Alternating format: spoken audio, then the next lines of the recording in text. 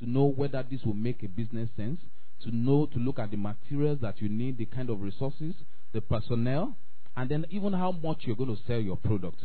Because that is very, very important. There are a lot of businesses that die because the products are not well priced. So you don't want to get into a situation whereby you don't even know what price to sell your product. So, and all the numbers that you put together, will help you to decide how much you're going to sell your product. So at this stage, you need to sit back and look at the numbers and look at if some components of your product are to be imported. You need to look at Forex and the influences, on your business. And then the next stage is the product development. Now you have all the numbers. You know that you can make profit if you go into this business. So the next thing is to do, is to, launch out and develop the product. Okay? And then the next stage is commercialization. In some other models, there is a stage where they talk about market testing in between. Okay? Product development. But we can also assume that our market testing, will also be in the commercialization. This is where you create just some samples of the product, whether it's a service or you want someone to experience it.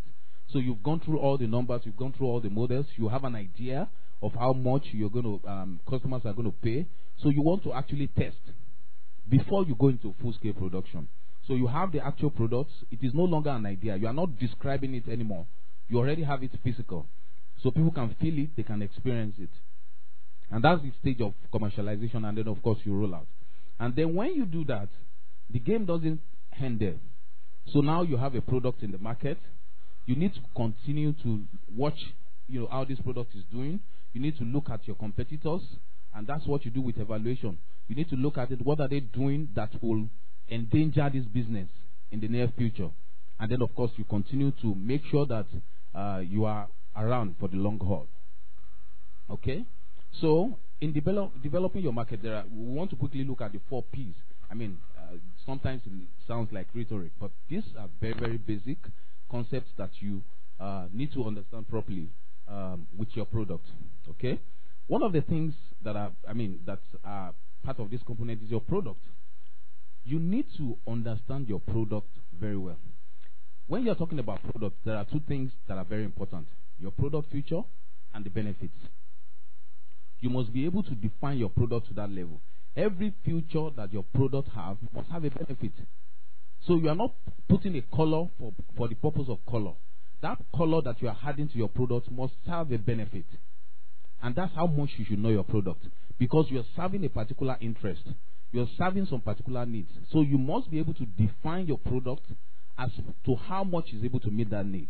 So you can do this exercise once you have your the materials. You list all the features that are relevant to your customers, features that are results of your research. Okay, and then what are those benefits? If there is any feature that does not have any benefit, that's just cost. Okay, so every feature you have of your product must have a benefit. Okay, and then just like I said, that we have on the screen, so you can list. So this benefits, what are the problems that they are solving? Okay, every product or service is bought for value. So you need to understand properly what are those values that the users or the customers are going to get from this product. Okay, and then when you understand your product, so when you are selling your product, you need to have a way to communicate. And that's about the value that you are selling to them. I mentioned value. Everyone pays for value. Even for those of us that are attending this program, it might be free, but your time is not free. You are sitting here because you want to get value. So everything we do, and value is one thing that everyone wants to pay for in that category. So if it's an existing category and you are coming into the category, you must look at it. What is that thing? What is that need that has not been adequately met in this category? And that's the value that you're bringing in. So what is that unique value that you're offering to your customers? And once you know this, you promise it to your customers. Because this is a challenge with this category. This is a challenge that you're trying to solve. And then when you have it in your product, you make that promise. Because that's what the customers want to have. Maybe customers are having challenges. Maybe it's a dry cleaning service. And then they said, when we give all the dry cleaners around to take care of our clothes. They leave stains. We have all these kind of damages on our clothes. Now you've understood that's the problem. So when now your own service is not going to give them those kind of impressions. So you make that promise that when we take care of your clothes, you are not going to have stains. That's the value that you're bringing. So every value that you are bringing, you make it a promise. And that's what you have in all your communications. And that promise must be kept, because that is how you will build your reputation. Okay? So these are some of value propositions. Some other organizations, a lot of organizations will couch them in the taglines, So FirstBank is saying you first. So when you hear FirstBank is saying you first, so it means that in every of their considerations, in every of their business adventures, plans, and investments, they are thinking about the customer. Okay? And then we can see some other examples that we have. Uber, when you see Uber, it's the smartest way to get around. So you know that they are telling you that there's a smarter option than driving your car, Okay. Then, after we've known our product very well, then we need to fix the price. There are so many variables that contribute to pricing. But the truth is that we must always have a simple template that will help us to determine our price. Our pricing should not be, suck of the thumb. There must be figures, that determine what price you are selling your product. And of course, the basic thing will be what are the inputs, okay? And then how do you want to price yourself against competition? And for a new product, you don't want to price yourself higher than competition. So you need to look at all the variables, and you need to have a template. Why this is important is could be changes in all your inputs. Maybe you are buying petrol to fuel your generator, and then there's an increase in the price of petrol. If you have a pricing template, you can know how to appropriately adjust your pricing, to be able to make you profitable. Okay. And then the place. So you need to define your target market. Are you doing a business that you can have customers in Kano and you don't need to be in Kano to be able to do the business? Or you're doing a business that your customers need to walk in physically into your store. So you have to be very clear. It's also trying to define your customers, that where do I need to meet my customers? What time of the day? If you're selling a product for educational institutions, do you want to go in the morning when the school is so busy? So you need to understand the best time, and the forum, to meet your customers. Another thing is promotion. We said this over and over again here today. There are so many ways, to market your product.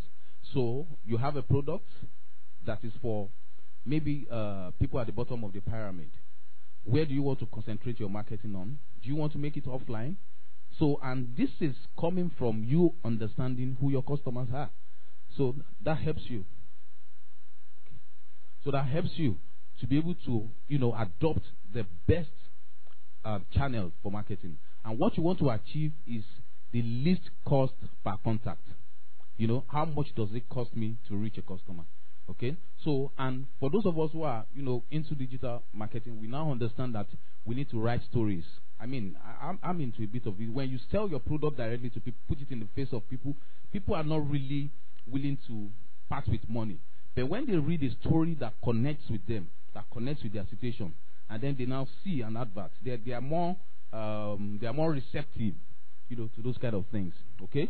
So, and these are some other items and collaterals that you have that you can use. So, but you need to determine what is most appropriate based on the kind of audience that you're looking at. Okay? So, how do you sell these products? After you have understood, your business, your product, the market, and the customers. Okay? I just want us to look at this simple model. I know most of us here are innovators. We are not salespeople, but you also need to be a salesperson. Okay? This is a very simple model, and it applies to every business. So the first, it's called the Hyda Model. Okay? So the first stage is creating awareness and attention. So you want to make as much noise as possible in the right place to the right audience. But the truth is that it is not everybody that hears about your product that is going to bring out money to pay for it. So what you want to do is to make sure that you make sure that as many people as possible hear about your product, because this is also a game of numbers. The more people hear about you, the more, like, the more the probability of having more customers. Okay. Then from that stage, when people hear about you, then they have interest in what you're doing. And this is at the point that you need to provide more information. Oh, they are asking for your card. Oh, how do you do this? And then they want to know more about your product. But people will not have to know more about your product if they are not aware of it. So you need to look at, when you are talking to each of your customers, you need to be able to understand what part of this journey are they. Okay? Then the next thing, so you're giving them information. Oh, this product can last for 2 years. When you want to use it, this is what you can use it for. Oh. So the next thing is the desire to have the product. And then you want to make them a promise at this point. You remember we spoke about value proposition. So at this point you are telling them, now when you buy this product, this is what it's going to do for you. And then of course, once that customer, is assured of that value, then they take the action to buy your product. Okay? So this is the summary of what we went through. The customer sees you, they desire, they have interest in your product, they desire, they love your product, and then of course they take the action. And at the end, you have a happy customer. Now, what is important here is that you ensure that your communication along this journey is consistent.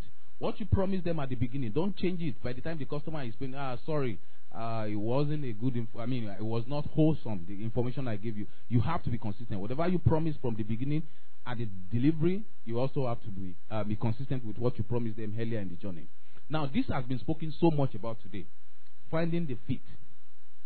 Your product is not for everybody.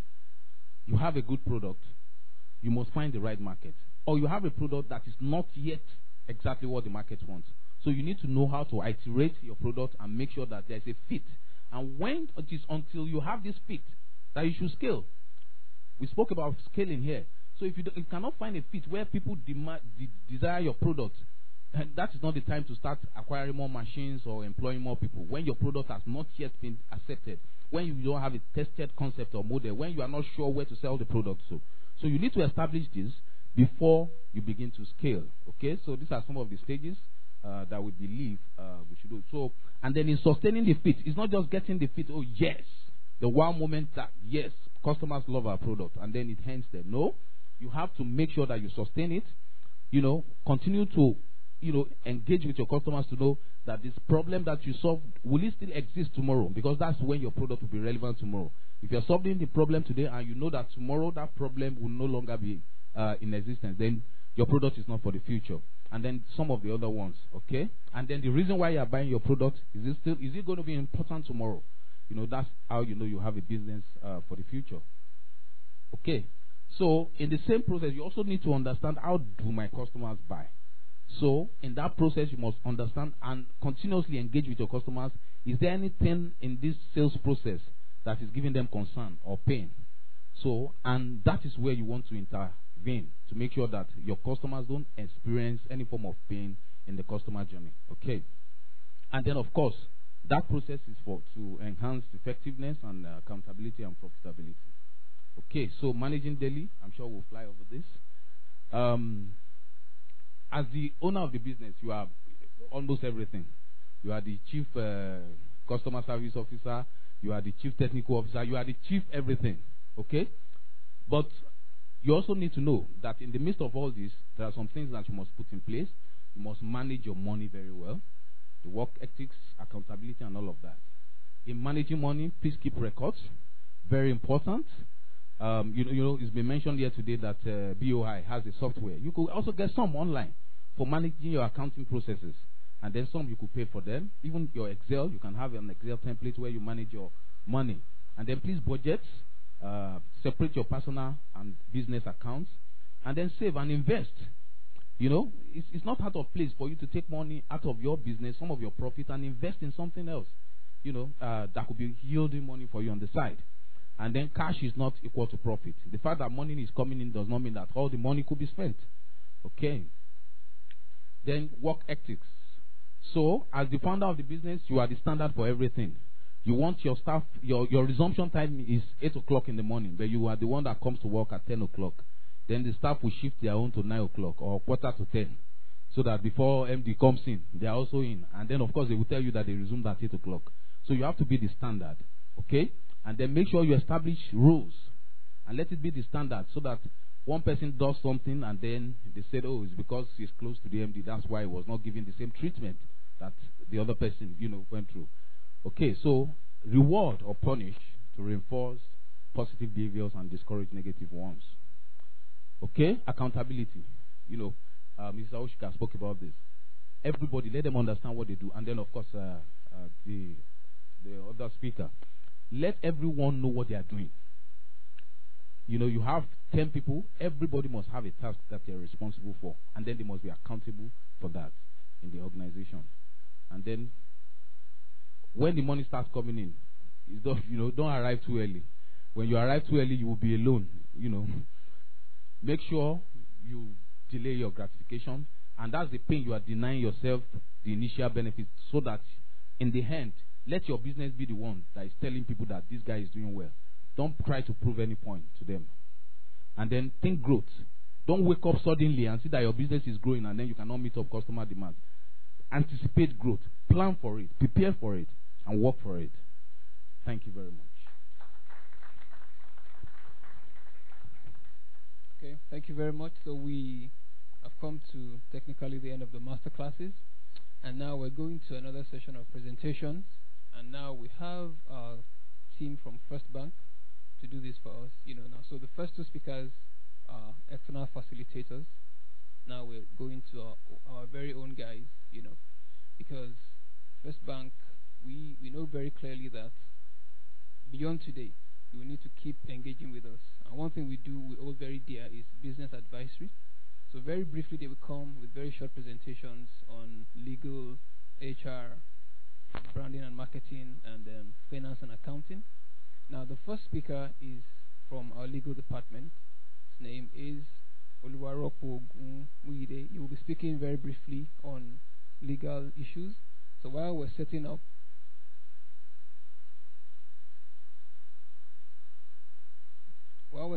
for him, let me just introduce him.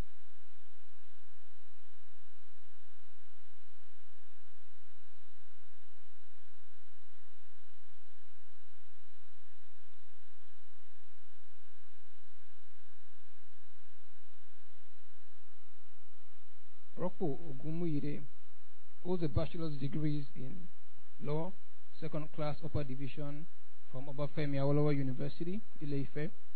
He has a master's degree in law from the University of Lagos. He has been called to the Nigerian bar. He's also a member of the Chartered Institute of Arbitrators of London. Ropo has varied experience. He started his career as a trainee state counsel in the Directorate of Public Prosecutions, Lagos State, before a stint in private legal practice. Thereafter, he commenced his banking career about 20 years ago. So he's bringing to us 20 years of legal experience. He has served in various capacities in the Legal Services Department of FirstBank, Nigeria's premier institution, and is currently the head of the Security Documentation and Management Unit, where he leads a team of lawyers responsible for documenting and perfecting security for bank exposures.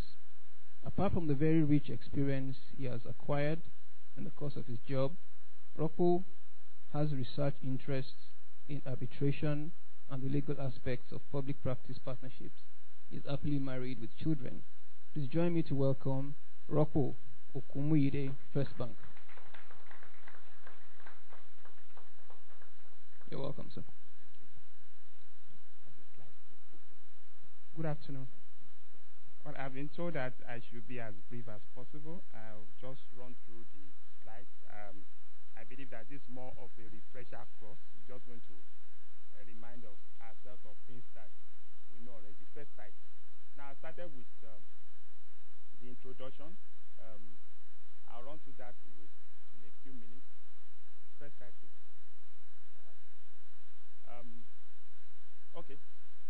Now, definitions. Okay, there's no universal definition of SMEs.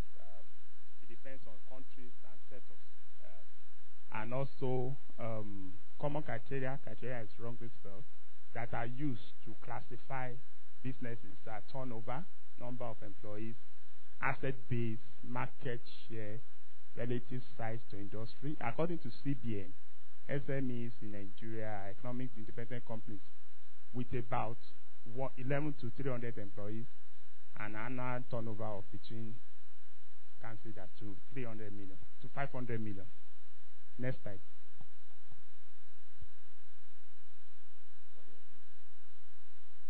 Now,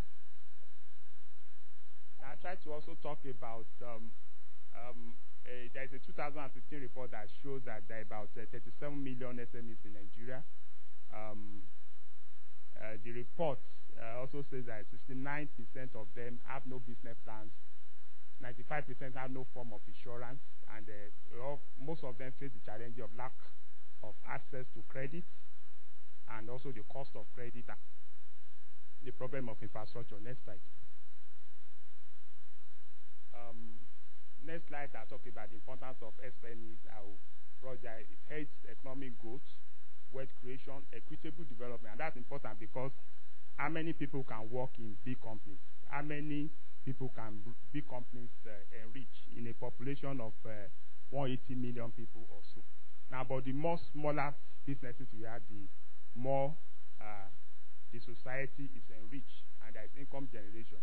Now, there is a quote which I picked there, which says that, and the later part says that this sector can benefit any government that develops it to the extent that it has the capacity to grow the country's GDP, generate taxes and other revenue. Because when people have income, of course, they will pay their taxes. When people have business, they pay their taxes. And it brings stability to the polity. Because if people are happy, if the economy is running well, the polity will also do very well. Next slide, please. Now, challenges, managing problem, weak demand for products, unstable government policy, access to finance, costs of finance, lack of basic infrastructure, that's major, power, transport, water, and that affects the cost of business, and also reduce your take on your profit, harsh regulatory environment, of course, another major on multiple taxation, and of course, because lack of access to professional advice, which you need most of, which of part of it is legal. Right now, talk about law. What I've done is just next slide. Okay, other access to. Okay, let's go to the next slide. Now, what I've done is to just look at sundry issues, about 3 or 4 issues, which I think anybody who is setting up a business should be aware of. And the first one, of course, is the structure of your business, because once you decide you want to have a business, and you decide the kind of business you want to have, the next thing you should think about is the structure, that business is going to take. Now, for businesses in Nigeria, there is a law, which is what I'll call the master law that guides running of businesses, and that's the Company and Allied Matters Act of 1990, and there is a body that regulates companies and businesses, and that is the Corporate Affairs Commission, CAC. Now, legal issues. The first issue, of course, is to determine, after establishing an enterprise, first entails a decision on what to do, and thereafter how to do it, and which also includes the structure you are going to do. And I look at the types of businesses. Sole proprietorship. Sole proprietorship is a business that you are running on your own. You are what we call one-man business. Partnership, which is 2 or 3 people coming together. Company limited by shares. Then the other ones are incorporated company. Company limited by shares. Limited liability company, where you have a company that has shareholders. That has shareholders as the owners. And then, okay, you present that slide. Company limited by guarantee and incorporated company. Now, I try to distinguish between the different types. Now, a sole proprietorship, what you call a business name, is registered as CAC, just like any other.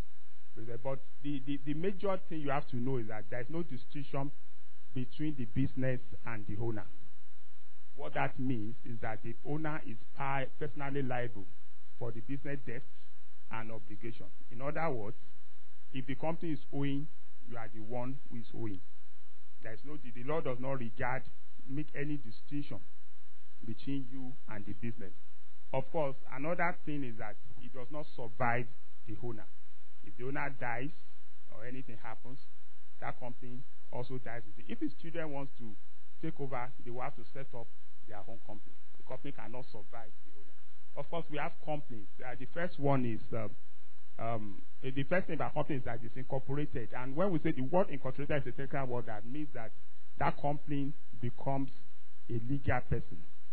It acquires a legal personality, which separates it from the owner. So in law, when you have an incorporated company, the owners are completely different in the eye of the law.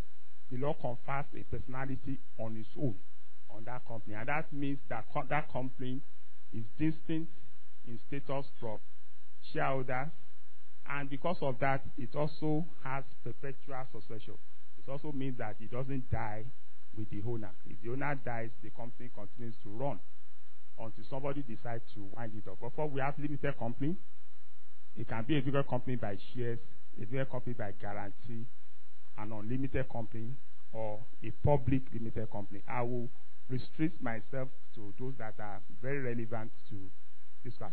And then we have incorporated trustees, which is just like trust that people establish for non-profit reasons. Maybe you want to have a religious cause which you want to pursue.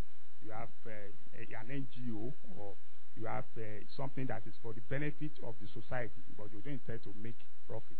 You can incorporate you can move to the next slide. Now, partnership is another guy, which is defined as relationship between persons carrying on business with a view to profit. There are three essential features of a partnership, or characteristics of a partnership. The first one is that they're made up of more than one person, and at least two people to have a partnership. The second one is that they must be carrying on business. There must be a business. And the third one, that business must be the intention of making profit. If any of those things are not there, it cannot be a partnership. It also means that if your intention for coming together is not to make profits, not to run in the eye of the law, it is not a partnership. It's a partnership in the general sense. But then, for the purpose of the law, it is not a business partnership. Limited liability companies, the law says you must have at least 2 members, and you must have maximum of 50 members, but that excludes workers who are also members. So that means that if you have staff, they can be more than 50, as long as the members who are not workers are there. So that 50 maximum excludes those who are gainfully employed in the company. Now, members of the company must not be more than 18 years old. But that doesn't mean that you cannot set up a company that has your son or daughter who is less than 18 years old as a member, as long as you have at least 2 other members who are up to 18 years old. So at least there must be 2 members who are up to 18 years old. Enough capital is 10,000 naira. This is a 1990 law, so 10,000 naira was a lot of money then. I'm sure by the time they review this law, it will no longer be 10,000, but as today, it's 10,000 naira. And of course, the most critical point is that it's limited liability, and that means that your liability is limited to the amount of your shares. That is it. It's limited to the amount of your shares. Next slide. Now, I try to talk about incorporation steps. If you want to incorporate a company, that's the basic steps. You have to search for the name and be assured that the name is available. That means you have to choose a name that is unique, a name that is not similar to a name that somebody else is using. That's why you need to search if that name is available. And there are certain, I can't go into that, there are certain names that the law will not allow you to use. Then you have to register the details of shareholders, their particular name, addresses, and all that.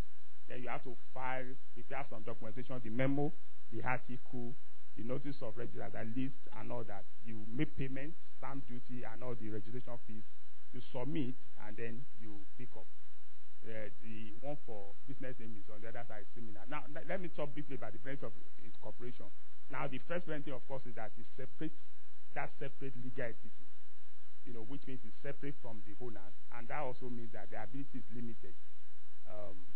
And then, future exit. It's easy to sell a company. You can move out and get other people to buy the company for you. Just go and fill some forms at CAC, and they become the owner of the property. Unlike if it's a sole proprietorship, it's difficult. Tax benefits, because you can arrange your tax The experts in taxation will tell you can arrange your tax level that you pay less tax if you have a company. Ease of raising capital. Most financial institutions will deal with companies rather than deal with business names, for obvious reasons. Of course, and that's need to there because companies are better structured, better organized, and regulated than business names.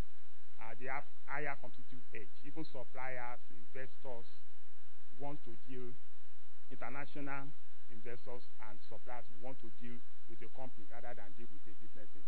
Of course, business continuity, talk about that, which means that you survive the debt. Next slide.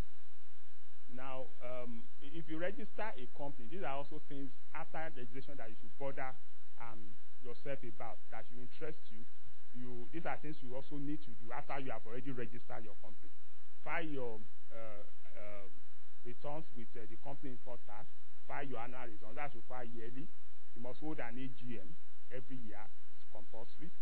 You must always have two valid directors. A company is not allowed to have only one director. The law says that if one of the directors dies or resigns or anything, you must appoint another director within 1 month.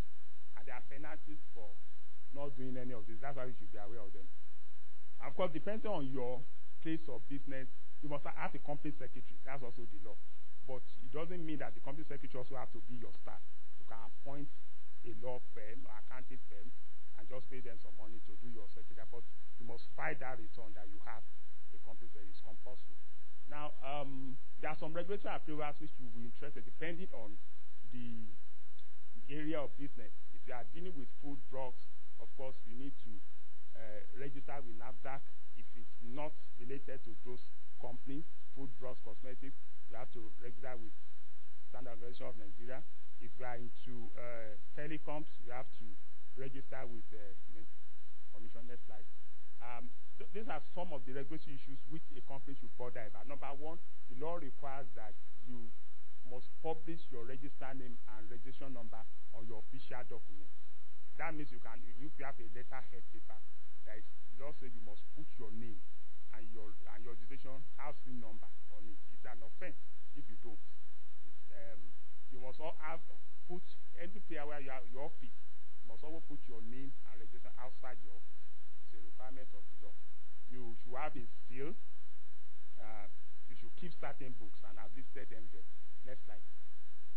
You should have your financial reports, your tax returns, tax certificates, employment contracts. That's very important. A lot of people employ people. A lot of us employ people, and you just say you start work, and the guys stop working. It's a requirement of the law, and I'm sure that my HR person will confirm that you must issue a letter of employment to everybody that is working with you.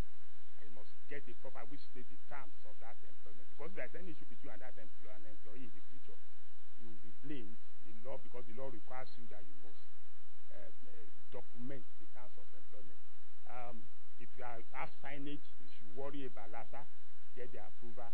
If you're into banks, finance, people that deal with money, hotels, cash vendors, people they change, you should get approval for money laundering, and then financial reporting. Look, I won't go into that. Whether that's a legal issue, whether there's a decision of the court which says that private companies do not come under the cover of the Financial Reporting Council, and that private companies are excluded. But that council has been saying private companies should also file returns with them. But somebody went to court, and the court said no, it's only applicable to public companies. Next slide.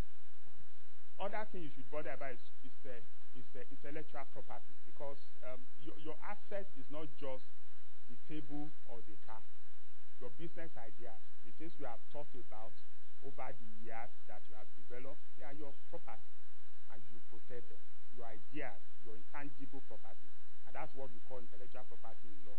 Those are the property that are not physical, that are products of your brain. That's very important. You learn to protect them. It doesn't matter the size of your business. You all have intellectual property. Everybody who's running has intellectual property. What's that slide? The first one is copyright. Mark.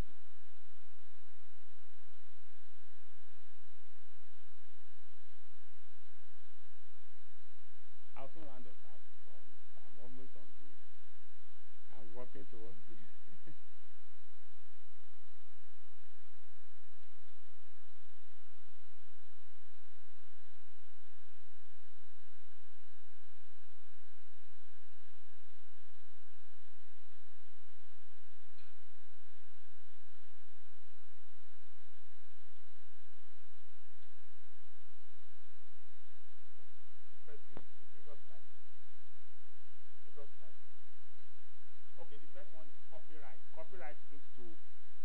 literary works, books, musical works, and artistic works, cinema, sound recording. Now the requirement is that it must be original. It must be original. It must be expressed. You cannot have copyright of something that is in your head. It must have been written somewhere, and it must be expressed, maybe written or expressed in a sound, musical works, and all that. It is not compulsory that you register your copyright, because copyright is created automatically. When you have any of these items, when you have a book, you written a book, you have a musical work, automatically, the law automatically says you have the rights over them. But it's good to register, because if somebody is breaching that registration becomes easier for you to prove that you have copyright over that item. That's why it's good to register. It must be sufficiently original, must be expressed in writing. Registration, if you want to register, of course, it's the National Copyright Commission. Next slide. Then there is trademark. Trademark is a word phrase. These are examples of trademark. The FirstBank here. It's a word phrase symbol that identifies your business and that distinguishes your business from other businesses. Now, once you have designed that, and then you allow somebody else to use it, what you are doing is that you are eroding your brand. But somebody else knows that you are doing so well in the market. What you do is to go to another area of town, go to Sokoto, maybe you are in Lagos, and you use the same thing. And people, when they are taking that product, they think they are taking your product. So that is why it's important that when you have this sign, you register it. Now, for copyright, it is compulsory that you register your copyright. That is when we copyright. The copyright and trademark. For trademark, you must register. If you don't register it, you don't really have a trademark. The law will not protect you. Next slide. Then there is patents. Patents refer to your invention, the things you have invented. Things that inventions you have made, and those are patents, and the law also protects it. Now, patents. There are three important things that it must be an invention, and secondly, it must be something that is capable of being used industrially to make money. That's very important. If those things are there, the law also protects, and patents usually for 20 years. Next slide. Okay, next slide. Just explaining. Insurance. Now, it is important that we get insurance. I'm rounding up now. It's important that we get insurance because of the risk, and we all know why. A lot of people don't want to do insurance. But then the day you have, personally, I've had a situation which I didn't pay my premium in time, and the following me, my car had an accident, and I had to pay so much money to repair the car. So I know the importance of insurance. But beyond that, there are some insurance that are not optional, that are required by law if you are running a business, and there are penalties if you don't have those insurance. And those are the ones that I try to draw attention. There is statutory group life insurance. Every employer is mandated to maintain a group life insurance for each employee, and it must be for 3 years, minimum of 3 years of employment. There is workers' compensation. That is for when insurance employees, people get injured while in the course of duty when they are working. A builder's liability, that's for construction. If you are constructing a building that's more than one floor for your business for any purpose, you must get to prevent accident and injury. There is occupier's liability, which are for public buildings, probably have not been used as residential area, for any injury that may arise. And of course, the one we know very well, motor vehicle, third party. You don't have to do comprehensive, it's not, but third party is compulsory. It's a matter of law, because you have to protect something that may happen through your negligence to a third party, even if you don't want to protect yourself. The law may allow you not to protect yourself. You can see basically this has to do with the third party, and that's where the way the law thinks, that where you may choose not to protect yourself, or you must protect third parties that come into contact with you or that have anything to do in the course of business or in life. Next, tax. Another important thing to know is tax. Tax is unavoidable. Whether we like it or not, it's a requirement of law, and the present government is also laying a lot of emphasis on payment of tax. So the basic company tax, personal tax, capital gains tax, I listed the basic taxes that are important to pay. And next slide, please. As I round up. Access to credit, things to do to enhance your access to credit. Bank ability, make sure that your proposal is bankable. Corporate governance, make that your company is well run, so that people will require confidence in you, documentation requirements, and if the collateral is required, make sure you have documentation requirements and make that the things that find out about the product. What are the requirements? What are the things? Don't make it trial and error. Not when they say go and bring it that you rush and go and bring it. From the beginning, find out these products, what are the documents that are required, and make sure your documents are ready. Last slide, I think. Next one is types of mortgage, of collateral mortgages, debentures. That's so many others. Two major initiatives that have been put in place by government recently to enhance access to credit, and that is what there's a mistake there. We call collateral registry HAT, which is actually the HAT for creation of movable property, which allow you to use movable property for collateral, conventional assets for collateral. But the registry has been set up, but we are still watching to see how it's going to play out. And the last one is credit reporting HAT, which is because one of the basic issues why SMEs find it difficult to access loans is because of there is no data, there is no information, unlike the normal, the limited liability complex. Now the government is trying to help with that by saying that creating a forum where the banks can actually get information from another or other people that you have dealt with in the past. And that's the credit reporting aspect. Any other thing, please? Next slide. Employment. These are big issues. If you are employing people, the Labor Act, the Employment Compensation Act, Pension Reform for Act, Local Content Act. These are basic laws. I don't have time to go into them, which you should be conscious. Thank you very much. Thank you very much, sir. All right, you can please. Thank you, sir. All right, so we'll have to wrap up at this point because of our time. And like we know, we announced earlier that we have another event happening here. But we really want to thank you for your energy and your patience. And to do the wrap-up, I will invite Adebimpe Ihekuna. She's the head banking products for FirstBank.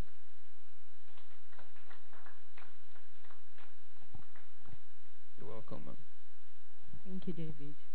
Good afternoon, everyone. I know it's been a long day, and I'm sure you must have learned a lot. Okay? So, and we're being driven by our objective, the purpose of us being here in the first place, and which is helping SMEs to scale up. Helping SMEs, in quotes, prospective SMEs, to convert their ideas into proper business. And I know we've learned a lot. I would have loved time to take us through one of the case studies, especially Ayodeji's case, the woodman, because I really love that clutch pot. We would have talked through how, where he is today, he just produces this and he sells based on contracts. But I would have loved for us to delve more on how he needs to scale up. For example, maybe like introducing more product variants. Today is bag. Maybe you want to look at laundry boxes for women. You want to look at wood cups where women can put in their cutlery in the kitchen. You want to look at dining decorations for dining tables where people put their balls, fruits, artificial fruits, and what have you. You also want to adopt a direct marketing approach. Maybe you want to go to gated community estates, churches, women events, and what have you. And by that, we're scaling up the more. And as you scale up, you get more contracts. So perhaps you then have more permanent staff. And as you go on, you also invite JV partners who then invest into your business. And you scale up to even exporting to other African countries. So that is why we're here today. And we do not want us to look at what we do today as something small, as in you're doing small business today, because every big businesses in Nigeria today started small. So, and I believe that you've learned a lot. So we do not just want to leave you to go like that. So one of the future of this SME masterclass, which we're going to be having probably every quarter or monthly, like the chairman had said, we'll put that together. We're also launching our SME virtual desk. Like what I had told Deji today, we could sit down and then look at it critically. What market space are you today? What next do you need to do to actually rescale up? There are a lot of events out there. People just attend the events and it then becomes a one-off. So we do not want it to be that way. So we have launched the FirstBank SME Virtual Desk, where at any point in time, You can send emails, making inquiries on areas where you need clarification, areas where you need support. Today, people resonate with bank as in the way people see banks, just to collect loan. It's beyond loan. Sometimes you can run a business for 10 years without borrowing. But you have partners, people who will believe in your business and invest in it, and then you then share margin. I know that Nigerians don't like sharing margin, but we're being taught today that it's better to own a 1% of 100 than to own 0% of 100. So it's always better to leverage on other people's skills and resource that you have. So the FirstBank virtual dedicated email for our SME virtual desk is SMEConnect@firstbanknigeria.com. So we have resources, we have experienced people, we have a good number of people who will pick on your emails immediately you send them. Ask us anything in the areas of HR, legal, business, marketing. Just ask us, and we'll make sure that we walk through with you to where you intend to be. Thank you very much. Thank you, Adebimpe. So we'll send all the other slides to our email addresses, and the email address again is SMEConnect@firstbanknigeria.com. SMEConnect@firstbanknigeria.com. Nigeria.com. Oh, Nigeria Info, yes, sir. Nigeria Info. SMEConnect@firstbanknigeria.com. It's my privilege to bring this event to a close.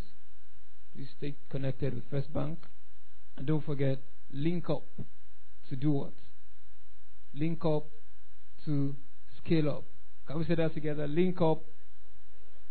Thank you for coming.